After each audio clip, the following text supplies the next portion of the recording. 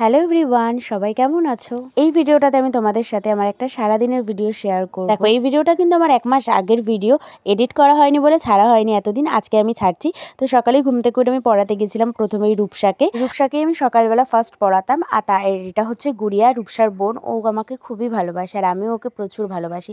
আর রূপসাদের বাড়িতে আমাকে এরকম স্ন্যাক্স দিয়েছিল, চা দিয়েছিল, রোজই দিত ওদের বাড়িতে। এখন আর আমি ওদেরকে পড়াই না, তার কারণ হচ্ছে ওদের সবারই ফাইনাল এক্সাম হয়ে গেছে, তাই এখন আর পড়াতে যেতে হয় না। তারপর আমি এখানে বাড়িতে চলে এসেছিলাম। এই যে আমার মা এখানে রান্না করছে।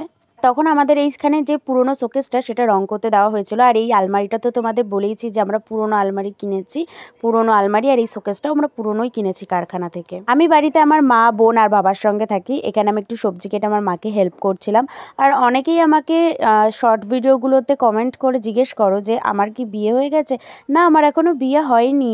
আমি বিয়ে হলে তো আমি সিঁদুর পরতাম, আমার তো এখনো বিয়ে হয়নি। সায়নের সাথে আমার রেজিস্ট্রি বিয়ে হয়ে গেছে, সামাজিক বিয়ে আমাদের 2 মাস পরে হবে। বুঝলে, এই দেখো এখানে পাকু এসেছে আমার সাথে উনো খেলতে। ওকেও কিন্তু আমি পড়াই। উনো খেলতে আমার খুব খুব খুব ভালো লাগে। আমি উনো খেলি, আমার খুব ভালো লাগে উনো খেলতে। উনো কিন্তু তাস না, আমি বারবারই বলি। আর এখানে আমার মা সকালবেলা হচ্ছে ভাত ভাজা করেছিল। আমি এখানে ভাত ভাজা দিয়ে খেয়েছিলাম, মানে আগের দিনের ভাত ছিল, তো আগের দিনের ভাত দিয়েই ভাত ভাজা করে খেতে খুবই ভালো লাগে।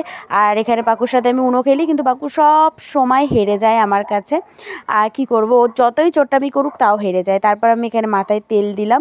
আর দুপুরবেলা এখানে আলু সিদ্ধ হয়েছিল, সেই জন্য আমি এখানে আলু সিদ্ধটা মাখছিলাম পেঁয়াজ ভাজা লঙ্কা ভাজা দিয়ে। লঙ্কা ভাজা পেঁয়াজ ভাজা দিয়ে আলু সিদ্ধ মেখে খেলতে কিন্তু খুবই ভাল লাগে।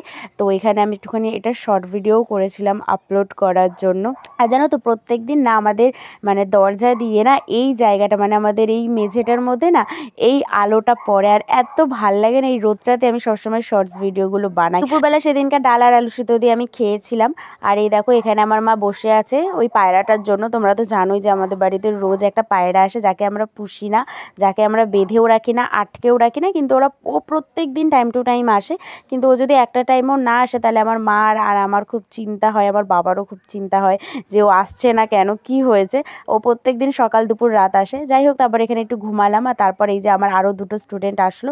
আমি কিন্তু এই 4 জনকেই পড়াই, মানে পড়াতাম, এখন আর কাউকে পড়াই না, তার কারণ সবারই ফাইনাল পরীক্ষা হয়ে গেছে। আর এই 2 মাসের জন্য আমি নতুন কাউকে পড়াবোও না, সেই জন্য আর আমি কাউকে পড়াই না। তো সন্ধ্যাবেলা একটু চা মুড়ি এখানে সবাই মিলে খেলাম আর ওদেরকেও পড়ালাম। ভূমিকার পাকুকে পড়ানোর পর এখানে আমি পূর্ণেন্দুকে পড়াতে যেতাম। আর এখানে ও এসএসটি করছিল, এসএসটি কোয়েশ্চেন অ্যান্সারগুলো।